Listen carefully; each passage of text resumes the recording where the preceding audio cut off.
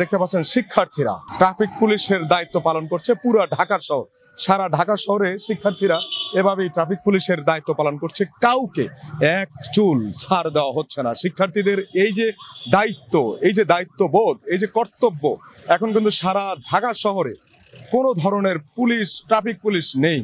এই দায়িত্ব, এই ট্রাফিক সিগন্যালের দায়িত্ব, এই ট্রাফিক কন্ট্রোলিং এর দায়িত্ব নিচ্ছে এখন সাধারণ শিক্ষার্থীরা। দর্শক, তাদের কাছে যাব, তাদের মতামত দেব। ট্রাফিক থেকে শুরু করে পরিষ্কার পরিচ্ছন্নতার কাজও এখন স্টুডেন্টরা করছে। জনগণের জন্য কাজ করার একটা সুযোগ হয়েছে, তো জিনিসটা আসলে খুব ভালো লাগতেছে। কতদিন করবেন এইভাবে? যতদিন যাবত একটা সম্পূর্ণ সরকার না আসে এবং ট্রাফিক সিগন্যালের সব মানে সার্জেন্টটা ঠিক না হয় ততদিন যাবত করতেই হবে, কারণ একজন তো দাঁড়াইতেই হবে। জীবনে কি রোদে দাঁড়াইছিলেন? হ্যাঁ, দাঁড়াইছি।